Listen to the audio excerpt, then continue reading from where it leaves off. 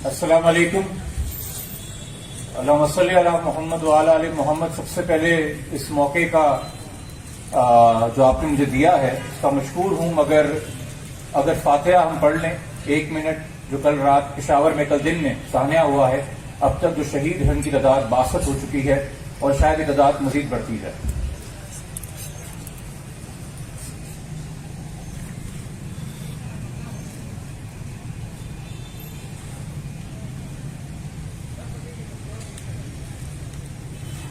اللہ تعالیٰ اس وطن عزیز کو اپنے حفظ و امان میں رکھے.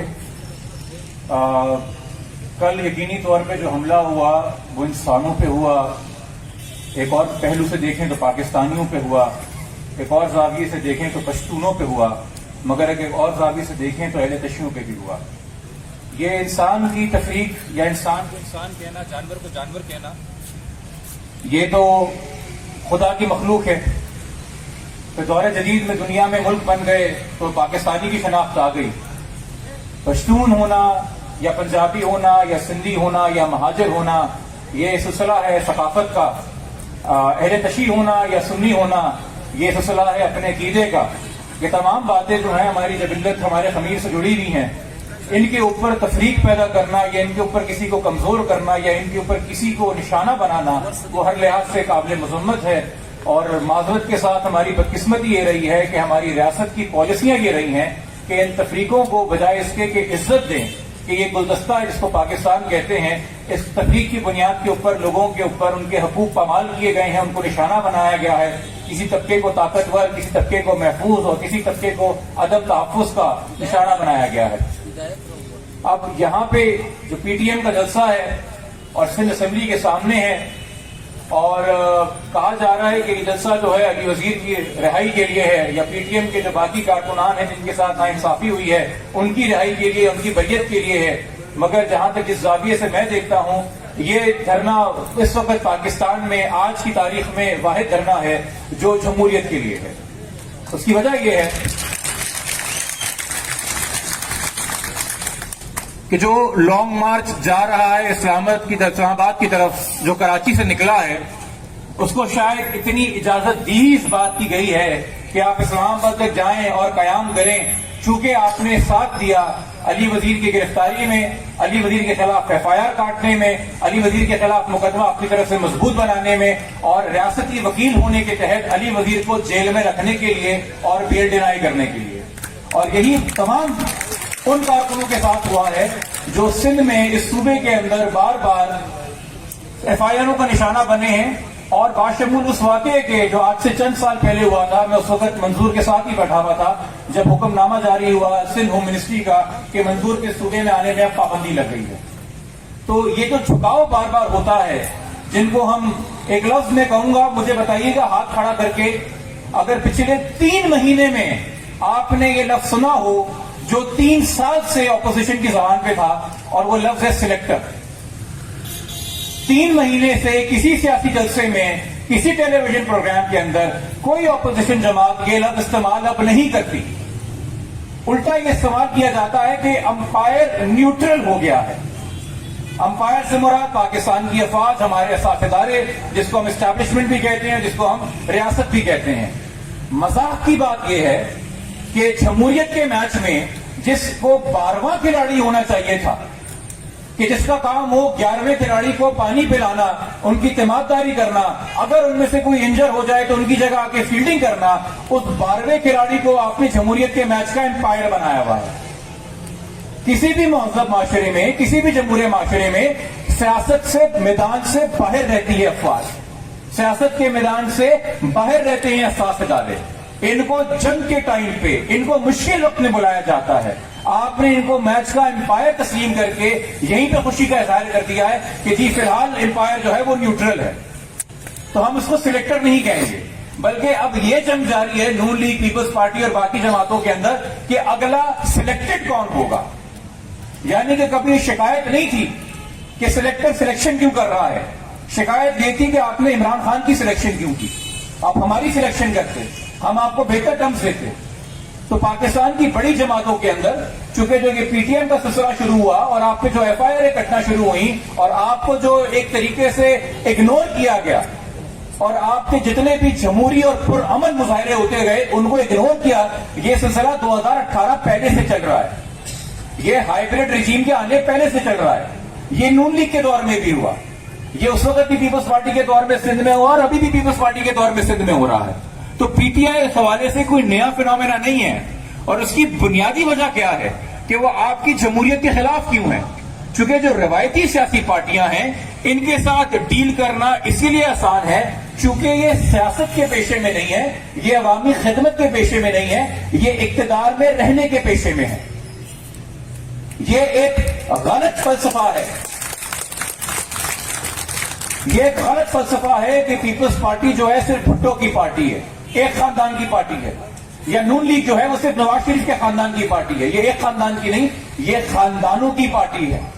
آپ اگر تاریخ اٹھا کے دیکھیں گے تو دادو کے اندر وہی خاندان جیت رہا ہے جو 50 سال سے جیت رہا ہے, سانگر میں بھی وہی خاندان جیت رہا ہے جو 50 سال سے جیت رہا ہے, سکھر میں, جیکو آباد میں, خیر پور میں. یہ ایک خاندان کے نیچے 5 خاندان, ان 5 خاندان کے نیچے 10 خاندان, وہی نام اور ان کی اولادیں آپ کو ان کی کابینہ میں نظر آتی ہیں. ان کے ساتھ ڈیل کرنا آسان ہے چونکہ ان کے پاس کھونے کو بہت کچھ ہے, گھر ہے, جائیداد ہے, اقتدار ہے, انفلوئنس ہے. پی ٹی ایم کیوں اتر خلیجے میں بات کرتی ہے, پی ٹی ایم کیوں ڈائریکٹ بات کرتی ہے, پی ٹی ایم کیوں بغیر خوف کے بات کرتی ہے؟ چونکہ جو گھر تھا آپ نے آئی ڈی بی بنا کے توڑ دیے, لے لیا. جو کاروبار تھے, مدنیات کا کام تھا, درختوں کا کام تھا, فرنیچر کا کام تھا, آپ نے قابو کر لیا, لے لیا, قانون بھی پاس کر لیا اس کے اوپر. نوکری تھی نہیں جو آپ سے لی جائے گی, گھر بسنے نہیں ہے جو برباد کیا جائے گا. چونکہ کھونے کے پاس کچھ نہیں ہے اور جوان کی عادت ہے, جوانی کا جوش ہے, تو آپ صرف آسان اور سادی زبان میں بات کرتے ہیں اور صاف بات کرتے ہیں اور سچ بات کرتے ہیں, اور سچ ہمیشہ قانون کو تلخ لگتا ہے.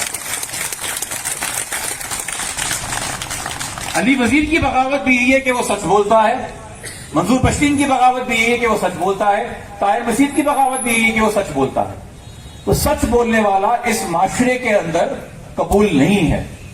جو اپنے اصولوں کے اوپر قائم نہ رہ سکیں, جو وقتی حالات دیکھتے ہوئے اپنے فائدے کے لیے اپنے اصولوں کی قربانیاں دیں, ان کی باریاں لگتی رہتی ہیں. وہ کبھی آپ کو سیاست سے باہر نظر آتے ہیں, کبھی وہ اندر نظر آتے ہیں, مگر ان کو کھل کے سیاست کرنے کی آزادی دی جاتی ہے. اور اگر ان کے اوپر کوئی پرچہ کٹ جائے, ان کے اوپر کوئی ایف آئی آر ہو جائے, میں آپ کو ایک مثال دیتا ہوں. ایک صاحب ہیں, اچھا ہوا برا ہوا اس پہ تبصرہ ایک الگ ہو رہا ہے, محسن بیگ ان کا نام ہے, ان پہ ایک ایف آئی آر کٹی, پوری دن وہ خبروں کا محور رہی. مگر پی ٹی ایم کے کسی قومی سطح کے مرکزی لیڈر کے اوپر ایف آئی آر کٹتی ہے, یا حملہ ہوتا ہے, یا ڈائریکٹ فائر کیا جاتا ہے, یا گولیاں چلائی جاتی ہیں, تو ہمیں صرف ٹویٹر سے خبر ملتی ہے. وہاں پہ آپ کے کیمرے آن نہیں ہوتے, وہاں پہ آپ کے میڈیا چینلز نہیں جاتے. تو سوال یہ ہوتا ہے, جمہوریت تو پہلی اس ملک میں آزاد نہیں ہے, میڈیا کتنا آزاد ہے؟ اور بات اتنی سی ہے کہ اس ملک میں تمام میڈیا, کچھ صحافی قابل قدر ہیں, قابل احترام ہیں, میں پوری ان کی بات نہیں کر رہا, مگر جو مین اسٹریم میڈیا ہے ہماری, وہ ہم سے عزت وہ مانگتا ہے جو صحافت کے شعبے کو دی جائے, مگر وہ قربانیاں نہیں دیتا جو صحافت کا شعبہ مانگتا ہے. اس کی وجہ سے اس شعبے کو صحافت کہتے ہیں. جمہوریت کا بھی یہ حال ہے. جمہوریت کے اندر بھی آپ عزت اور احترام وہ مانگتے ہیں, مگر آپ کا وہ کردار نہیں ہے کہ آپ واقعی میں جمہوری نظام لے کے آئیں. 21 دن میرے شہر میں, کراچی میں, میرے گھر سے زیادہ دور نہیں ہے, اس دھرنے کو ہو گئے. میں 21ویں دن اس میں شرکت کر رہا ہوں. اس کے لیے میرے پاس شرمندگی کا اظہار کرنے کے علاوہ اور کوئی الفاظ نہیں ہے, تو میں اس کے لیے معذرت چاہتا ہوں. سندھ حکومت کا ایک اور حال یہ بھی ہے, اس کو 1.5 سال سے زیادہ ہو گیا ہے. محمد خان صاحب, نقیب اللہ کے والد, تو مرحوم کینسر سے لڑتے ہوئے اپنی بیٹے کی اس خواہش کے اندر کے انصاف دیکھ لے دنیا سے چلے گئے. اس کا چھوٹا بھائی نقیب کا اب اس کیس کی رہنمائی کر رہا ہے, لیڈ کر رہا ہے ایز مدعی. تو اس کے ساتھ ہم نے ایک پریس کانفرنس کی اور ہم نے یہ چیز سامنے رکھی کہ جو بھی پولیس کے گواہان تھے, جو راؤ انوار کی موقع واردات پہ نشاندہی کرتے کہ جی میں موجود تھا نقیب کو اغوا کر کے تھانے میں لے کے آئے, میں موجود تھا جب راؤ انوار صاحب کے سپرد کیا گیا, میں موجود تھا جہاں پہ موقع معائنہ کیا گیا کہ یہاں پہ انکاؤنٹر ہوا ہے, میں موجود تھا جب یہ سارا اسلحہ لیا گیا جس سے انکاؤنٹر ہوا, نقیب کے خون آلود کپڑے لیے گئے. یہ تمام پولیس کے ملازمین اپنے بیانات سے مکر گئے راؤ انوار کے حق میں, اور اس کے عوض ان کو اسی سندھ حکومت نے من پسند جگہوں پہ کراچی میں پوسٹنگ اور نوکریاں دی. تو اس چیز کو پہچانیے کہ بلاول صاحب تقریریں بہت خوبصورت کرتے ہیں اور بہت شاندار کرتے ہیں, مگر یہ پارٹی کتنی جمہوری ہے آپ اپنا آگے حال دیکھتے ہیں. یہاں ملیر کے اندر کراچی کا واقعہ ہے, ناظرین جھوکیوں کا واقعہ آپ نے دیکھا ہوگا. ایک نوجوان اٹھا جیسے پی ڈی ایم کے کارکن اٹھتے, اس نے ظلم ہوتا دیکھا, اس نے بھی دیکھا, اس نے کہا یہ کون یہاں پہ آ کے قبضہ کر رہا ہے, سڑک بند کر رہا ہے, کریٹ کر رہا ہے. اس نے کیمرہ نکالا, ویڈیو بنائی, رات کو اس کی لاش ملی. وہ آج بھی ایم پی ہے جس پہ الزام ہے, وہ آج بھی ایم این ہے جس پہ الزام ہے. آپ دادو کا واقعہ دیکھ لیجئے, 2 بھائی ہیں, ان پہ 3 لوگوں کے قتل کا الزام ہے. جن کو قتل کیا گیا وہ پیپلز پارٹی کے اپنے کارکن ہیں, وہ آج بھی ایم پی ہیں, وہ آج بھی پارٹی کا حصہ ہیں. تو کس کو آپ جمہوریت کہتے ہیں اور کس کو آپ الیکٹڈ اس ملک میں کہتے ہیں؟ اس ملک میں ایک نئے طرز سیاست کی ضرورت ہے, اور اس کے اندر اگر کسی نے پہلا مثبت قدم رکھا ہے تو وہ پارٹی بنانے سے نئی سیاست نہیں آ جاتی, پہلے سوچ دینے سے آتی ہے نئی سیاست. اور وہ پہلا مثبت قدم آپ کو فخر ہونا چاہیے پی ٹی ایم میں رکھا ہے.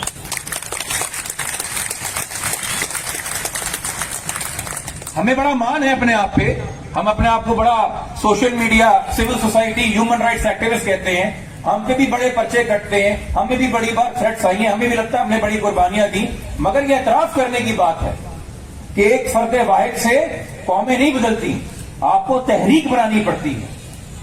تو ایکٹیوسٹ بے شمار ہوں گے اس ملک کے اندر, مگر تحریک کا ایک اپنا زور ہوتا ہے. تحریک پھیلتی ہے اور لوگوں کو اپنے اندر ضم کرتی ہے اور سیاسی سوچ سے آگاہ کرتی ہے. تو تحریک کی صورت کے اندر جو خدمات پی ٹی ایم نے ادا کی ہیں اور ابھی بھی کر رہی ہے, ایک انسان کتنی قربانی دے گا؟ آپ نے پورا خاندان تو اس کا ہلاک کر دیا, شہید کر دیا, وہ ابھی بھی جیل میں بیٹھا ہوا ہے. اور جب بھی اس کی ویڈیو آتی ہے, کبھی اس کو پریزن سے شفٹ کر رہے ہوتے ہیں, عدالت میں لے کے آ رہے ہوتے ہیں, وہ مسکرا رہا ہوتا ہے. اس پر مسرت چہرے کا, اس مسکراتے چہرے کا, اس ثابت قدم چہرے کا, اس مثبت سوچ والے چہرے کا نام علی وزیر ہے. وہ آپ کو فخر ہونا چاہیے کہ وہ آپ کی صفوں میں سے ہے. کیونکہ آج اس میں چھوٹے دھرنے میں بھی دیکھ رہا ہوں کہ یہاں پہ جو چھوٹی عمر کے بچے اس دھرنے میں ان کو دیکھ رہا ہوں, چھوٹوں کو, کہ وہ علی وزیر کی طرف دیکھتے ہوں گے, پوچھتے ہوں گے گھر جا کے, بابا یہ کس کی شکل لگی ہوئی ہے, یہ کون پوسٹر ہے, یہ کیوں ہمارا ہیرو ہے, یہ کیا قربانی دے رہا ہے. پھر آپ اس کا واقعہ بتاتے ہوں گے, اس کا قصہ بتاتے ہوں گے.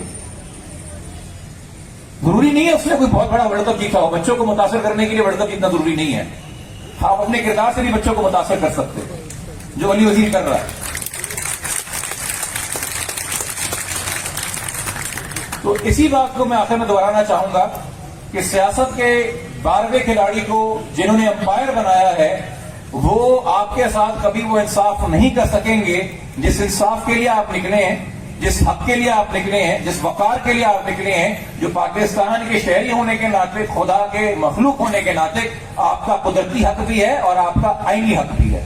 آپ کی جرت کو سلام, اور اس دعا کے ساتھ کہ یہ تمام لیڈران, یہ تمام بھائی, یہ تمام دوست پی ٹی ایم کے ایک دن باہر نکلیں, آزاد معاشرے میں سانس لیں, اپنی بات آزادی سے کر سکیں, اور ان کو اپنا سچ بولنے کے لیے ایف آئی آروں کا یا ڈائریکٹ فائر کا سامنا نہ کرنا پڑے. اور یہ چیز آپ بھی سوچیں کہ دیکھیں اس ملک میں یقینی بات ہے پریکٹیکل سیاست ہوتی ہے, آپ کو ایسے لوگوں سے بھی ملنا پڑتا ہے جو آپ کو پتہ ہے دوغلے ہیں, آپ کو پتہ ہے اپنے وعدے پورے نہیں کریں گے, مگر کیا کریں وہ اقتدار پہ قابض ہیں, بیٹھے میں پوزیشن آف پاور ہیں. تو آپ بھی تمام سیاسی پارٹیوں سے ملتے رہتے ہیں, مگر میرے اسٹیج پہ آنے سے پہلے جو ایک بھائی نے حقیقت بیان کی کہ جو پرچے کٹے اور جو پابندیاں لگی, ان کی کابینہ, سندھ کابینہ سے اجازت ملی. تو یہ سچ بھی اجاگر کرتے رہیں تاکہ آپ کو پتا ہو کہ جو آپ کام کر رہے ہیں وہ ایک سیاسی اسٹریٹجی ضرور ہے, مگر نظریے آپ کے اور پیپلز پارٹی کے بھی جدا جدا ہیں جہاں تک جمہوریت کی بات ہے اس ملک کے اندر. اس دعا کے ساتھ کہ ہمارے تمام بھائی دوبارہ رہا ہوں, اس ملک کے اندر ایک بہتر نظام آئے. اور ایک اور چیز جو میں پہلے بھی پی ٹی ایم کے دوستوں سے کہہ چکا ہوں اور دوبارہ کہنا چاہوں گا, آخری چیز, اگر آپ مجھے الاؤ کریں, اس شہر میں اس پریس کلب میں جہاں پی ٹی ایم اکٹھی ہوئی ہے اپنے مسنگ پرسن کے لیے, وہاں پہ ایک اور تحریک اکٹھی ہوتی ہے شیعہ مسنگ پرسن، اس کے ساتھ ایک اور تحریک اکٹھی ہوتی ہے مہاجر مسنگ پرسن جو متحدہ قومی موومنٹ کی ہے، ایک اور تحریک اکٹھی ہوتی ہے Sindhi missing person, Baloch missing person سے جو آپ واقف ہیں. پھر یہاں پہ آپ نے دیکھا کہ کراچی میں پنجاب میں بہت سے لوگ پنجابی شاید پنجابی نہ ہونے کی وجہ سے مگر اپنی سیاسی وابستگیوں کی وجہ سے یا اپنے مذہبی رجحانات کی وجہ سے مسنگ پرسن کی لسٹ میں شامل ہے. جس بندے کو آپ نے غائب کر دیا ہے اس کے بچے ایک سے یتیم ہیں، وہ شیعہ ہو یا سنی ہو، وہ پٹھان ہو یا مہاجر ہو، وہ سندھی ہو یا سرائکی ہو. اس کی بیوی ایک سی بیوہ ہے، اس کی ماں کی ان کی ماں کی ایک سی گود جڑ گئی ہے. اس چیز کو خدارا احساس کریں کہ آپ لوگوں کا غم ایک ہے. اس بحث میں نہ پڑیں کہ بلوچوں پہ تو اس لیے پریشانی ہے چونکہ انہوں نے اسلحہ اٹھایا ہے کچھ لوگ